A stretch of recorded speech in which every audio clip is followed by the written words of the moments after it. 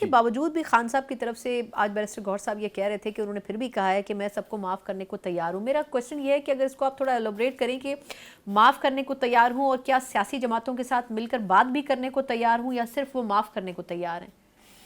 ہم ہر سیاسی جماعت کے ساتھ انگیج کر رہے ہیں. ہم نے ایک پلیٹ فارم بھی بنایا ہے جس میں 6 سیاسی جماعتیں ہیں، اور سیاسی جماعتیں اس میں عنقریب شامل ہو جائیں گی.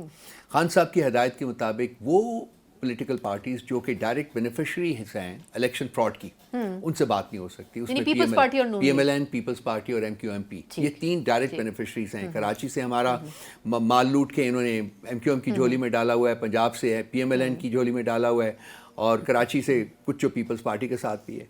تو اس لیے ان کے ساتھ ہم بات نہیں کر رہے. باقی سب کے ساتھ ہماری انگیجمنٹ ہے. اسٹیبلشمنٹ کے ساتھ بھی ہم نے بڑا ایک اوپن پالیسی رکھی ہوئی ہے جی، کہ ہم تیار تھے، تیار ہیں اور تیار رہیں گے. اچھا، یہ سر طے ہو چکا ہے، چلیں یہ تو اپنی جگہ کہ آپ مذاکرات چاہتے ہیں، ایٹ لیسٹ بات چیت چاہتے ہیں اسٹیبلشمنٹ کے ساتھ، لیکن اس کے ساتھ آپ اپنی ایک کیمپین بھی شروع کرنا چاہتے ہیں پروٹیسٹ کے طور پر، جو احتجاجی تحریک ہوگی 6 جماعتوں کی. اب اس میں سر کیا اسٹریٹجی ہوگی؟ کیونکہ اب ظاہر سی بات ہے حکومت کو بھی 1 سال بھی نہیں ہوا، 6 ماہ مشکل سے ابھی ہونے کو ہیں، لیکن کیا آپ کو لگتا ہے کہ اتنا پریشر بلڈنگ آپ لوگ کر سکیں گے اور اسٹریٹ کے اوپر لا سکیں گے؟ لوگوں نے ووٹ ضرور دیا، لیکن وہ جو فارم 45 اور 47 کا جو کنفیوژن ہے، اس کے بعد عوام بڑے مایوس نظر آتے ہیں. تو کیسے موبلائز کریں گے آپ لوگوں کو؟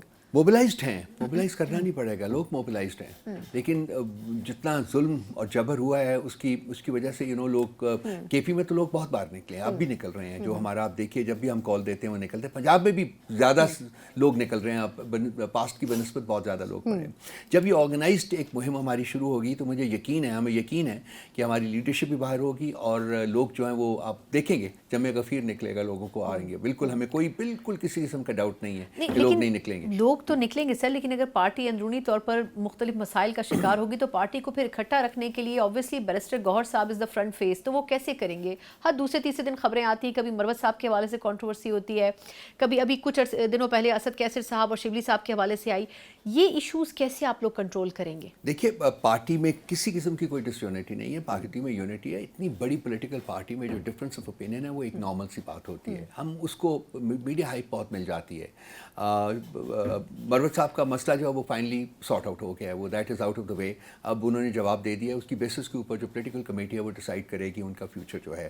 باقی ان کو جو اسٹیٹمنٹس تھیں ان کی، جو کہ وہ جو خان صاحب نے فری ہینڈ دے دیا پولیٹیکل پارٹی کو، پولیٹیکل کمیٹی کو دیا. دوسری بات ہے یہ جو شبلی صاحب اور اسد کیسر صاحب کی جو میڈیا کے اوپر دیکھ رہا ہوں میں تو پولیٹیکل کمیٹی میں بیٹھا ہوا تھا، مجھے تو کوئی لڑائی نہیں نظر آئی ان میں. تو یہ میڈیا کی کہانیاں جو ہیں وہ میڈیا میں آئے کہ وہ چھوڑ کے چلے گئے.